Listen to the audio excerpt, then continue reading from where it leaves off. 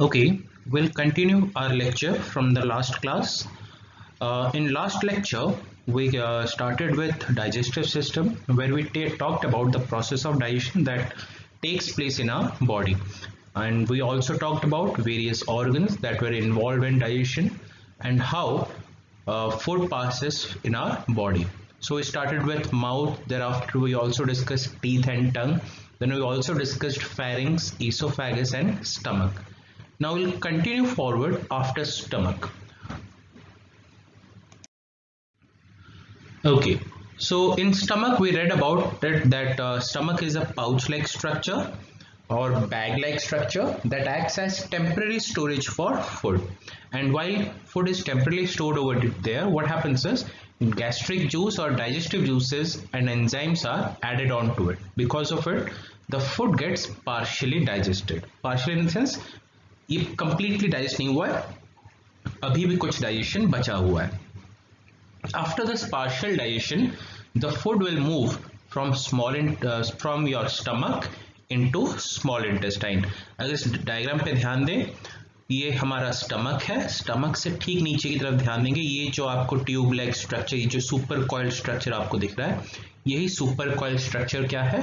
ये small intestine है. तो देखते हैं स्मॉल इंटेस्टाइन के बारे में. Small intestine, it is present just behind the stomach in the abdominal cavity. ये ठीक स्टमक के पीछे की तरफ मौजूद है. साथ ही साथ कहाँ प्रेजेंट है? ये एब्डोमेन के एब्डोमिनल कैविटी में पाया जाएगा. एब्डोमिनल कैविटी की बात हमने करी थी. एब्डोमिनल कैविटी क्या है? जो चेस्ट कैविटी के ठीक नीचे की तरफ, थोरेसिक कैविटी के ठीक नीचे का जो एरिया होता है, यहाँ से नीचे की तरफ ये जो एरिया होता है, इसे हम कहते हैं abdominal cavity. So it is present behind the stomach in the abdominal cavity. Next, it is the longest part of alimentary canal. ये हमारे digestive tract का सबसे longest part है. इसकी लंबाई जो है 6 से 8 मीटर तक हो सकती है. Now try to understand this. ये हमारे abdomen में 6 से 8 मीटर लंबा ये पाइप जैसा स्ट्रक्चर मौजूद है, जिसे हम कहते हैं small intestine. It is further subdivided into 3 parts: duodenum, jejunum and ileum. इसके सीक्वेंस को याद रखेंगे.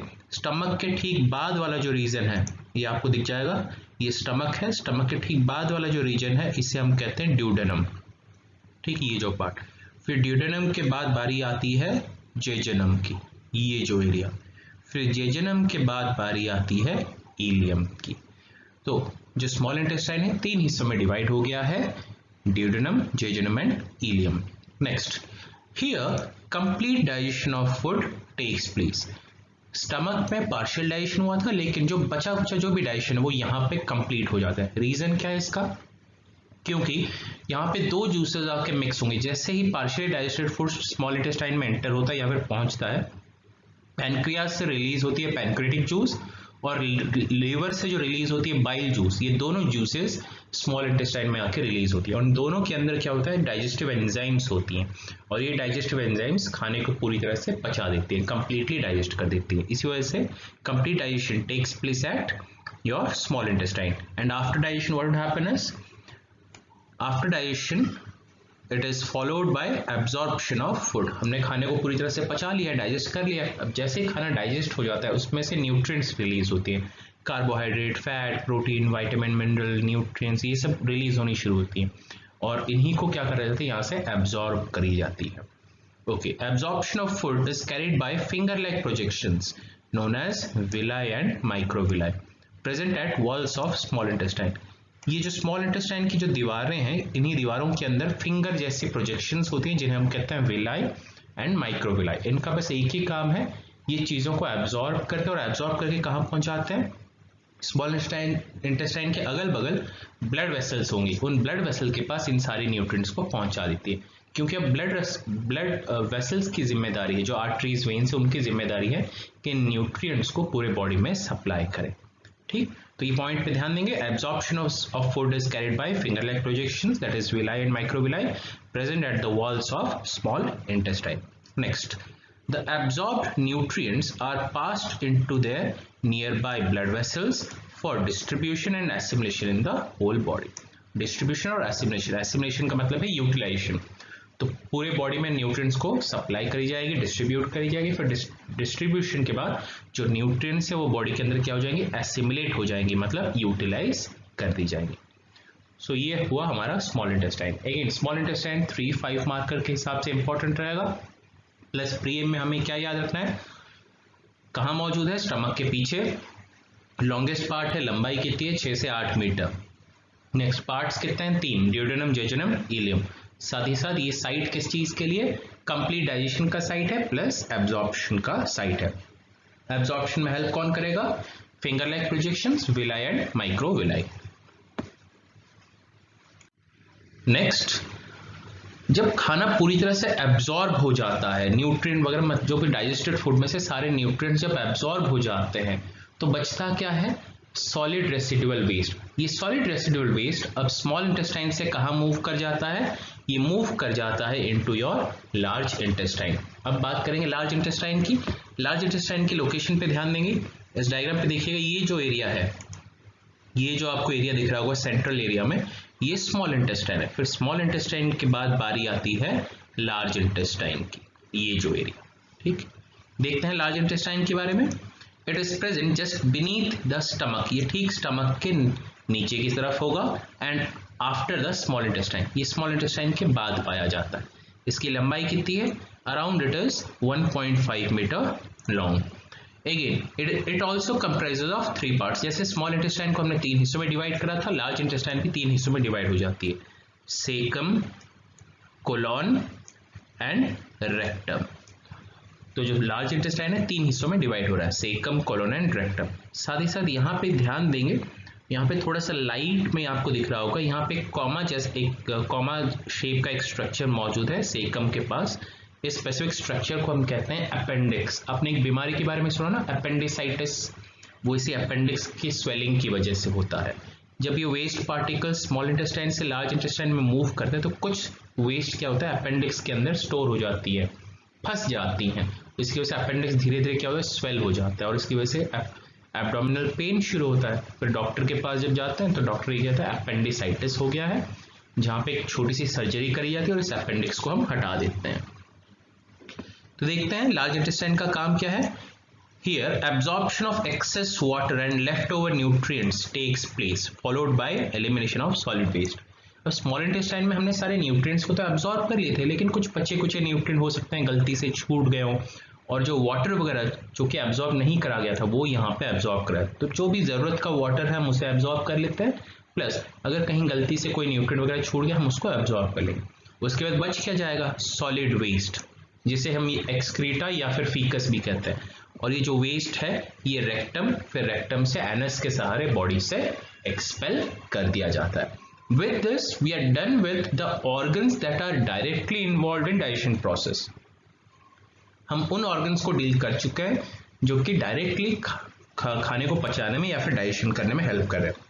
साथ ही साथ जो हमारा फूड है इन्हीं ऑर्गन्स के थ्रू होते हुए बॉडी में मूव कर रहा होता है। लेकिन इन ऑर्गन्स के अलावा और भी बहुत सारे ऑर्गन्स और ग्लैंड्स इन्वॉल्व हैं जो डाइजेशन में रोल तो प्ले करते हैं लेकिन खाने के कांटेक्ट में नहीं आते हैं। ये साइड वाइज रहते हुए खाने को पचाने में हेल्प करते हैं। अब उनके बारे में बात करेंगे। So next is associative organs और glands that are involved in digestion process. No organs तो आपको पता ही होगा, what are organs, these are made up of tissues and have a unique function. तो हम इन्हें क्या कहते हैं, ऑर्गन। तो फिर ग्लैंड क्या है, glands are also organs. Gland कुछ अलग नहीं, ये भी ऑर्गन है, खाली ऑर्गन से अलग नाम क्यों दिया गया है, reason is glands are organs but they have the ability to produce substances. अगर किसी ऑर्गन के पास चीजों को प्रोड्यूस करने की एबिलिटी है तो हम उसे क्या कहते हैं, ग्लैंड कहते हैं। जैसे एग्जाम्पल ले लेते हैं हम, सलाइवरी ग्लैंड का एग्जाम्पल लेंगे। यहाँ पे सलाइवरी ग्लैंड का एग्जाम्पल सही रहेगा। ये हमारे माउथ में होता है, ये सलाइवा लार प्रोड्यूस करता है। तो salivary gland is a organ, लेकिन इस ऑर्गन के पास सलाइवा प्रोड्यूस करने की एबिलिटी है, तो इस वजह से ये बन गया क्या, ग्लैंड। लेकिन वहीं पे हार्ट का एग्जाम्पल लेते हैं, ब्रेन का एग्जाम्पल लेते हैं, ये कोई भी चीज प्रोड्यूस नहीं कर सकता है, सीक्रेट नहीं कर सकता है, तो इस वजह से हम उसे ग्लैंड नहीं कहते हैं, उसे ऑर्गन ही कहते हैं। तो अंतर क्या है, gland are organs but they have the ability to produce और सीक्रेट सब्सटेंसेस। चलिए देखते हैं, कंटिन्यू करते हैं। एसोसिएटेड ऑर्गन्स और glands involve in digestion process, ये ऑर्गन्स है जिनके थ्रू फूड पास नहीं करता लेकिन खाने को पचाने में ये जरूर हेल्प करता है। सो जो पहला ग्लैंड है वो है सलाइवरी ग्लैंड। सलाइवरी ग्लैंड की अगर हम बात करें, इसकी लोकेशन क्या रहेगी? It is always located around our mouth. देखते हैं, there are 3 pairs of salivary glands, parotid, sublingual and submandibular gland. इनकी लोकेशन क्या है? माउथ के पास ये पाई जाएंगी, माउथ में ही पाई जाती है, बकल कैविटी के आसपास पाई जाएंगी। ये यहाँ पे देखिएगा, ये अपर जॉ वाला रीजन है, ये लोअर जॉ वाला रीजन है, और इन दोनों को जहाँ पे कनेक्ट करा जाता है, जहाँ पे दोनों जबड़े कनेक्ट होते हैं, उसी एरिया में पाया जाएगा ये पैरोटिड ग्लैंड। ठीक, नेक्स्ट, ठीक लोअर जॉ के नीचे यहाँ पे मौजूद है सबमैंडिबुलर ग्लैंड। यहाँ पे मैंडिबल का मतलब है लोअर जॉ, लोअर जॉ को हम मैंडिबल भी कहते हैं, तो ये ठीक लोअर जॉ के नीचे है। फिर नेक्स्ट है सबलिंगुअल ग्लैंड, ये हमारे ठीक टंग के नीचे होता है, इसी वजह से इसका नाम है सबलिंगुअल ग्लैंड। तो कितने टाइप के सलाइवरी ग्लैंड हैं? 3 टाइप के, पैरोटिड, सबलिंगुअल, सबमैंडिबुलर। कहाँ पाए जाएंगे? ये हमारे बक्कल कैविटी, माउथ के आसपास पाए जाते हैं। इनका काम क्या है? There secretion saliva which is slightly acidic in nature. तो ये प्रोड्यूस क्या करते हैं? सलाइवा को सिक्रेट करते हैं। सलाइवा क्या है? लार जिसे हम कहते हैं। इसका नेचर क्या है? ये एसिडिक है। पीएच कितना रहेगा? 6.7। तो इससे एसिडिक होने से हमारा क्या फायदा है? अब होता ये है, हम बहुत बार क्या करते हैं, खाना वगैरह तो खा लेते हैं लेकिन माउथ वॉश करना भूल जाते हैं, या फिर कभी कभार कुछ लोग करते ही नहीं है, तो होता क्या है, दांतों के बीच में हो सकता है खाना वगैरह फंसा हुआ रह जाता है। बस फूड की वजह से वहां पे बैक्टीरिया वगैरह ग्रो कर सकती है। इसको प्रिवेंट आउट करने के लिए लार प्रोड्यूस होती है, सलाइवा प्रोड्यूस होती है, क्योंकि सलाइवा क्या है? एसिडिक है। एसिडिक होने की वजह से बैक्टीरिया आसानी से ग्रो करेगा ही नहीं, तो ये एंटीबैक्टीरियल एजेंट की तरह भी काम करेगा। ठीक, ओके। सलाइवा में क्या मौजूद है? Saliva contains the enzyme salivary amylase या फिर टाइलिन, ये दोनों एक ही के नाम है। सलाइवरी एमाइलेज को ही हम क्या कहते हैं? टाइलिन। ये जो एंजाइम है, इसकी खासियत क्या है? ये कार्बोहाइड्रेट को पचाने में हेल्प करता है। मतलब जो आलू है, चावल वगैरह है, जब हम इसको चबाते हैं तो चबाते समय क्या होता है? सलाइवा इसके साथ मिक्स हो जाती है। जैसे ही सलाइवा इसके साथ मिक्स होगी, इन प्रोडक्ट्स को यहीं से पचाना शुरू कर देते हैं। इस वजह से हम कहते हैं ना, digestion starts at mouth. Reason यही है, क्योंकि पहले दांत ने तो इसको छोटे छोटे पीसेस में कन्वर्ट कर ही दिया था, और लार की वजह से अब क्या होता है? वो डिग्रेड होकर पचना भी शुरू हो जाता है। ठीक, तो saliva is acidic in nature and contains the enzyme salivary amylase और टाइलिन। उसके अलावा इसमें एक और भी प्रोडक्ट मौजूद है, and it is known as lysozyme. Lysozyme क्या है? ये एक एंटीबैक्टीरियल एजेंट है। एंटीबैक्टीरियल एजेंट, ये एसिडिक मीडियम की तरह ही है लेकिन थोड़ा सा अलग है। ये केमिकल है जो कि प्योरली एंटीबैक्टीरियल है, किसी भी बैक्टीरिया को ग्रो करने नहीं देगा। इस वजह से ध्यान आपने नोटिस करा हो, चाहे आप खाना खाओ ना खाओ, डजेंट मैटर, हर 5-10 मिनट में आपके माउथ में सलाइवा प्रोड्यूस होती है, जो पूरे माउथ को क्लेंस करके गले से उतर जाती है। रीजन यही है, ये माउथ में से बैक्टीरिया को रिमूव करने में हेल्प करता है। ठीक, next, saliva is responsible for degradation of carbohydrate. ये कार्बोहाइड्रेट को डाइजेस्ट करने में, डिग्रेड करने में हेल्प करता है। ठीक, सलाइवरी ग्लैंड प्री और मीन्स के हिसाब से इंपॉर्टेंट है। प्री के लिए क्या इंपॉर्टेंट है? कितने टाइप के सलाइवरी ग्लैंड है, इनकी लोकेशन क्या है, क्या प्रोड्यूस करना है? सलाइवा।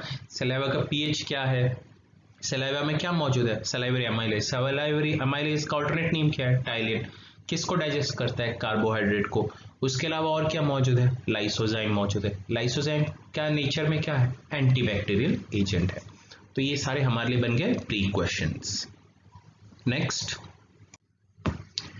Is gastric gland. अगर हम गैस्ट्रिक ग्लैंड की बात करें, ये ग्लैंड्स ऑफ स्टमक भी कहा जाता है। हमने स्टमक ऑलरेडी डील कर लिया था, लेकिन वहां पे हम एक ऑर्गन के तौर पे पढ़ रहे थे। अब उसके ग्लैंड की बात करें, ये जो गैस्ट्रिक ग्लैंड्स है या फिर ग्लैंड्स ऑफ स्टमक है, ये स्टमक की दीवारों पे पाए जाएंगे। ये डायग्राम आपको दिख जाएगा, स्टमक है, ये स्टमक का जो इनर लाइनिंग है, यहाँ पे ध्यान दीजिएगा, इसी इनर लाइनिंग का एक छोटा सा क्रॉस सेक्शन हम यहाँ पे दिखा रहे हैं, ये दिख जाएगा आपको।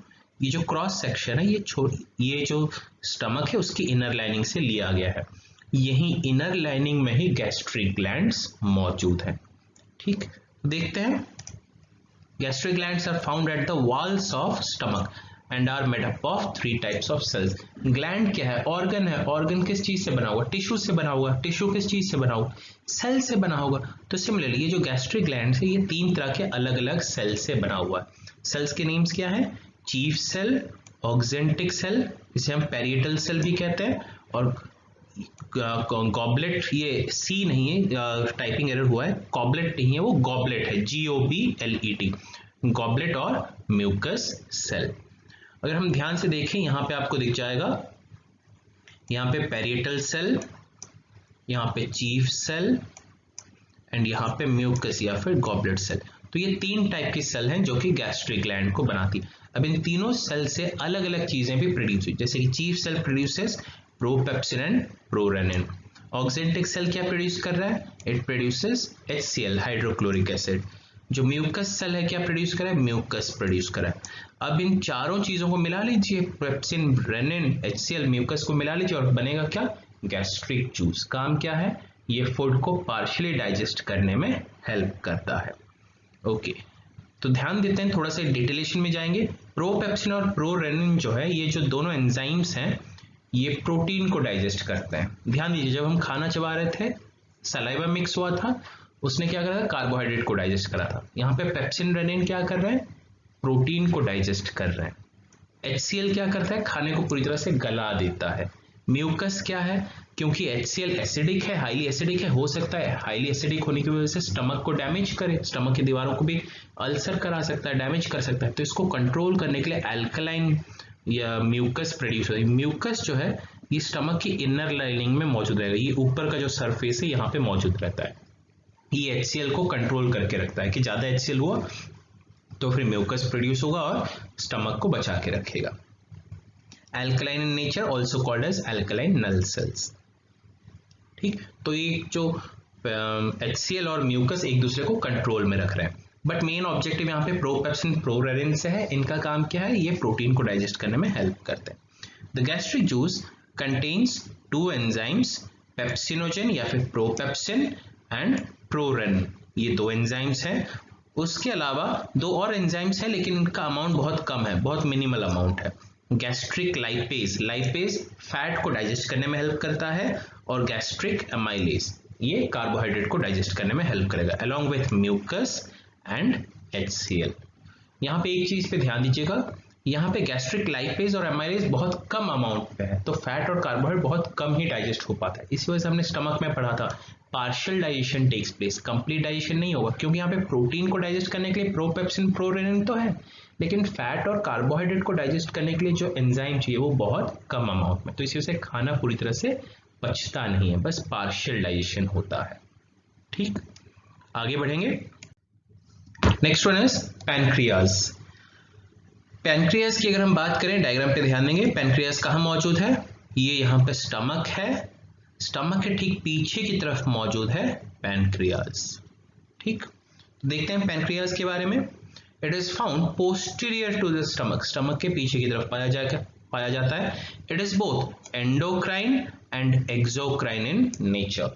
एंडोक्राइन क्या है? ये वो ग्लैंड्स हैं जो हार्मोन प्रोड्यूस करते हैं. एक्सोक्राइन वो हैं जो एंजाइम प्रोड्यूस करते हैं. हार्मोन बॉडी ग्रोथ में हेल्प करता है, जबकि एंजाइम खाने को पचाने में हेल्प करता है. ठीक, तो पैनक्रिया क्या है? ये एक यूनिक ग्लैंड है जिसमें एक्सोक्राइन, एंडोक्राइन दोनों पार्ट मौजूद है. तो देखते हैं, exocrine part of pancreas, enzyme वाला जो पार्ट है, प्रोड्यूसेस पैनक्रेटिक जूस. जो एक्सोक्राइन पार्ट है वो क्या प्रोड्यूस करता है? पैनक्रेटिक जूस प्रोड्यूस करता है. पैनक्रेटिक जूस में क्या मौजूद है? इसके अंदर पैनक्रेटिक अमाइलेज है जो कि कार्बोहाइड्रेट को डाइजेस्ट करेगा, लाइपेज है जो कि लिपिड या फिर फैट को डाइजेस्ट करता है, और प्रोटीएज है जो कि प्रोटीन को डाइजेस्ट करने में हेल्प करता है. मतलब खाने को कंप्लीटली डाइजेस्ट करेगा, क्योंकि खाने में 6 ही तो न्यूट्रिएंट थे, carbohydrate, fat, protein, vitamin, mineral और वाटर. कार्बोहाइड्रेट, फैट, प्रोटीन तीनों को यहाँ पे पैनक्रेटिक जूस क्या कर रहा है? डाइजेस्ट कर रहा है. विटामिन, मिनरल के लिए कोई एंजाइम की जरूरत नहीं है. जब HCl उस पर काम करता है ना, तो ये अपने आप ही क्या हो जाता है? रिलीज हो जाता है. और वाटर को डाइजेस्ट करने की जरूरत है नहीं, वाटर अपने आप रिलीज हो जाता है. ठीक, तो पैनक्रेटिक जूस की वजह से क्या होता है? खाना पूरी तरह से पच जाता है. देखते हैं फिर, जो पैनक्रेटिक जूस है पैनक्रियाज में प्रोड्यूस होगा, लेकिन ये यहां से कहां रिलीज हो जाएगा? यहाँ से प्रोड्यूस होके ये स्मॉल इंटेस्टाइन में रिलीज होगा। बगल में ही है small intestine, to be specific जो ड्यूडेनम वाला पार्ट है वहीं पे आके सारा का सारा पैनक्रियाटिक जूस रिलीज होता है। तो स्टमक से जैसे आधा अधूरा पचा हुआ खाना, पार्शियली डाइजेस्टेड फूड जैसे ड्यूडेनम में पहुंचेगा वो पैनक्रियाटिक जूस के साथ मिक्स हो जाता है। मिक्स होने की वजह से क्या होगा, खाना पूरी तरह से पच जाता है, कंप्लीटली डाइजेस्ट हो जाता है। ठीक, तो pancreas is responsible for complete digestion, और कंप्लीट डाइजेशन होता कहाँ है, ड्यूडेनम में या फिर स्मॉल इंटेस्टाइन में। ओके, अब हम बात करते हैं एंडोक्राइन पार्ट की। Endocrine part of pancreas is known as islet of Langerhans. So जो एंडोक्राइन पार्ट है हम उसे कहते हैं आइलेट ऑफ लैंगरहैंस। और ये जो आइलेट ऑफ लैंगरहैंस है 3 तरह के अलग अलग सेल से बना हुआ है, alpha, beta and gamma cells. और ये जो 3 सेल से अलग अलग चीजें भी प्रोड्यूस करते हैं, जैसे alpha cell produces glucagon, beta cell produces insulin and gamma cell produces somatostatin. तो 3 तरह के अलग अलग सेल्स हैं और 3 तरह के अलग अलग प्रोडक्ट्स। इन तीनों प्रोडक्ट्स के बारे में हम एंडोक्राइन सिस्टम में पढ़ेंगे।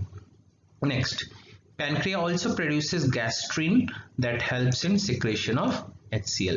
ये ड्यूडेनम में जैसे ही पहुंचता है, ड्यूडेनम के आसपास के सेल्स को सिग्नल भेजेगा, फिर उन सेल से स्टमक के पास मैसेज पहुंचता है कि हाँ पैनक्रियाटिक जूस रिलीज होनी शुरू हो गई है और तुम जल्दी से खाने को आधा अधूरा जैसे ही पच गया उसको फटाक से कहाँ भेज दो, स्मॉल इंटेस्टाइन के पास भेज दो। ये सिग्नल के तौर पे भी काम करता है। So pancreas produces gastrin that help in secretion of HCl।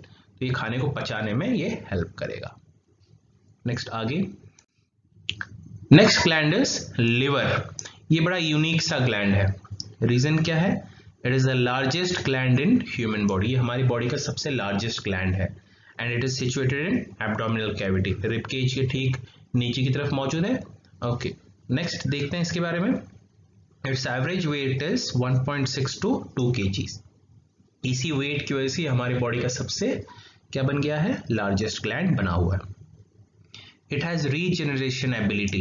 Liver के लिए कहा जाता है, जैसे बाकी ऑर्गन्स हमारे रीजनरेट नहीं कर सकते, लेकिन लीवर क्या है, रीजनरेट कर सकता है। दैट मीन्स अगर डैमेज हो गया, खराब हो गया, तो वापस से नया का नया बन सकता है। ये एज्यूम करा जाता है, सेफ साइड पे डॉक्टर ये मानते हैं कि अगर 20% भी लीवर हमारा बचा हुआ है, जैसे मान लेते हैं 2 किलो का ओरिजिनल लीवर है, इसका 20%, दैट मीन्स अगर 400 ग्राम का भी लीवर अगर बचा हुआ है, सेव्ड है, तो फिर इस 400 ग्राम से पूरा का पूरा 2 किलो का लीवर वापस से रीजनरेट हो सकता है। तो ये इसकी खासियत है, it can regenerate.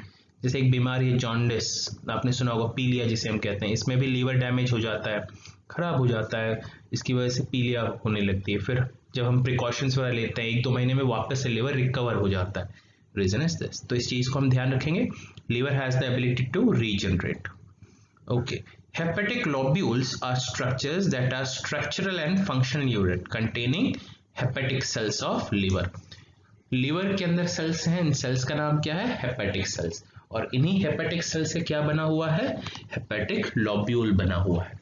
Hepatic lobule क्या है, स्ट्रक्चरल और फंक्शनल यूनिट है, किसके लिए, लीवर के लिए। तो ये हम प्री के लिए मार्क करके रखेंगे। लीवर के सेल्स को हम क्या कहते हैं, hepatic sales. Plus hepatic sales की वजह से क्या बनता है, हेपेटिक लॉब्यूल, जो कि स्ट्रक्चरल और फंक्शनल यूनिट है लीवर के लिए। नेक्स्ट, लीवर का काम क्या है, लीवर प्रोड्यूस करता है bile. Bile is secreted by hepatic cells which plays an important role in digestion. ये जो बाइल है, जिसे हम पीत भी कहते हैं, इस बाइल का बड़ा इंपॉर्टेंट रोल है, डाइजेशन को एनहांस करने में हेल्प करता है। ठीक, आगे बढ़ेंगे बाइल के बारे में। देखते हैं फंक्शंस ऑफ लिवर। लिवर को तो हमने डील कर ही लिया, अब उसके फंक्शंस भी डील कर लेते हैं। फंक्शन ऑफ लिवर की जब हम बात करते हैं, पहला फंक्शन उसका क्या है, it acts as fat storage. हमारे खाने में जो भी फैट वगैरह होता है उसमें से कुछ फैट कहाँ पे स्टोर करी जाती है, लिवर में स्टोर करी। इस वजह से ये क्या है, हमारे लिए फैट स्टोरेज एरिया है। Next, it keeps the blood sugar constant which in turn helps in keeping osmotic balance of the blood constant. अब लीवर के अंदर हमारे ग्लूकोज, फैट वगैरह स्टोर होता रहता है, इस वजह से ब्लड का क्या वॉल्यूम रहेगा, ब्लड की डेंसिटी क्या रहेगी, उसमें कंसेंट्रेशन क्या रहेगी, ये सारी चीजें क्या होती है, कॉन्स्टेंसी मेंटेन करने में हेल्प करता है। इसी वजह से it helps in keeping the blood sugar constant, क्योंकि ग्लूकोज को ये स्टोर कर सकता है। और इसकी वजह से ग्लूकोज क्योंकि स्टोर हो जा रही है, तो ग्लूकोज का जो लेवल है ब्लड में हाई रहेगा, लो रहेगा, दैट मीन्स ऑस्मोटिक बैलेंस भी यहाँ पे मेंटेन करने में ये हेल्प करेगा। Next, liver secretes heparin. By the way heparin क्या है? ये एंटी क्लॉटिंग फैक्टर, ये ब्लड को क्लॉट होने नहीं देता है। इस चीज को हम याद रखेंगे प्री के हिसाब से। Heparin is known as anti clotting factor. देखते हैं liver secretes heparin which prevent blood clotting inside human body. हमारी बॉडी के अंदर ब्लड फ्लो हो रहा है लेकिन कभी वो क्लॉट नहीं होता है। रीजन इज लीवर की वजह से हेपेरिन प्रोड्यूस होता है जो कि ब्लड को क्लॉट होने नहीं देता है। लेकिन जैसे कट हो जाता है या फिर ब्लड जैसे एयर के कांटेक्ट में आती है, हेपेरिन अपना काम करना बंद कर देती है। जैसे ही हेपेरिन काम करना बंद करेगी, ब्लड वहीं के वहीं क्या हो जाता है? क्लॉट हो जाता है। Next function of liver, liver synthesizes vitamin A. ये विटामिन ए को प्रोड्यूस करता है किसमें से? From beta carotene. जैसे रेडिश ले लेते हैं, टमाटो ले लेते हैं, जितने भी आपके कलर्ड वेजिटेबल्स हैं, रेड ऑरेंज कलर्ड वेजिटेबल्स है, उसमें बीटा कैरोटीन होती है और उसी बीटा कैरोटीन से क्या प्रोड्यूस करी जाती है? विटामिन ए प्रोड्यूस करी जाती है। उसके अलावा it also helps in storage of vitamin C and D. ये विटामिन सी और डी को भी स्टोर करने में हेल्प करता है। Next, liver forms bile pigments and urea. Bile pigment वही बाइल अभी पढ़ा था, उसी बाइल के अंदर बाइल पिगमेंट्स भी होता है, लीवर इनको प्रोड्यूस करता है, प्लस ये यूरिया भी प्रोड्यूस करता है। अब क्वेश्चन है ये यूरिया आता कहां से है? Ammonia produced from breakdown of protein is converted into urea and removed through urine. जो हम खाने में जो भी प्रोटीन वगैरह कंज्यूम करते हैं, सारा का सारा प्रोटीन हमारी बॉडी में इस्तेमाल नहीं होता है। जो भी प्रोटीन बच जाता है उसको बॉडी से रिमूव करना जरूरी है, क्योंकि जो प्रोटीन है उसके अंदर एमोनिया है और एमोनिया जो है वो टॉक्सिक इन नेचर है। तो इसी वजह से लीवर की जिम्मेदारी है जो भी एक्सेस प्रोटीन हमारी बॉडी में मौजूद है इसको कन्वर्ट कर देता है एमोनिया, फिर एमोनिया से कन्वर्जन के बाद क्या प्रोड्यूस होता है? यूरिया। तो लीवर इस तरह से प्रोटीन को रिमूव करने में हेल्प करता है। फिर ये जो यूरिया यहाँ पे लीवर पे बना है वो फिर ब्लड में रिलीज हो जाती है। फिर जब इसी ब्लड को किडनी फिल्टर करती है तो फिर यूरिन के फॉर्म में ये यूरिया हमारी बॉडी से एक्सपेल कर दी जाती है या फिर रिमूव कर दी जाती है। ठीक। Next, it also regulates temperature of human body. हमारे ब्लड के वॉल्यूम को मेंटेन करने में हेल्प करता है, इस वजह से हमारी जो बॉडी का टेम्परेचर भी ये मेंटेन करने में हेल्प करेगा। So these are your functions of liver. अगर लीवर 5 मार्कर में आ गया तो लीवर क्या है, उसके फंक्शंस क्या है, हम नोट डाउन कर लेंगे। Next, bile. अभी हमने बात करी थी बाइल के बारे में। बाइल प्रोड्यूस कहाँ होता है? ये लीवर में प्रोड्यूस होता है। It is produced in liver. Bile का एक और भी ऑल्टरनेट नेम है, इसे हम क्या कहते हैं? गॉल कहते हैं। गॉल क्यों कहते हैं? क्योंकि बाइल प्रोड्यूस तो होता है लीवर में, जैसे यहाँ दिख जाएगा बाइल प्रोड्यूस होगा लीवर में, लेकिन यहां से ये ट्रांसफर कहाँ हो जाती है? गॉल ब्लैडर के अंदर। ये एरिया दिख जाएगा आपको, ये जो ग्रीन कलर का यहाँ पे मास है इसे हम कहते हैं gall bladder. Bile gall bladder के अंदर स्टोर करा जाता है, इसी वजह से इसका नाम पड़ गया है गॉल। फिर यहाँ से स्टोर होने के बाद फिर जब खाना वगैरह पचना शुरू होता है, यहाँ से ये रिलीज होता है, कहाँ पहुंच जाता है? स्मॉल इंटेस्टाइन में। ठीक, देखते हैं बाइल की composition. It consists of bile acids and bile salts, phospholipids and yellow pigment bilirubin and biliverdin. तो बाइल की ये कंपोजिशन है। बाइल के अंदर है bile salt, bile acid, phospholipids, yellow pigment. Pigment के नेम्स क्या है? Bilirubin and biliverdin. It is slightly alkaline in nature with a pH of 7.8. So this is bile. Bile को हम as a 3 marker मार्क करेंगे। ठीक। So with this we are done with the process of digestion and organs and glands that were involved in digestion process. Have a good day.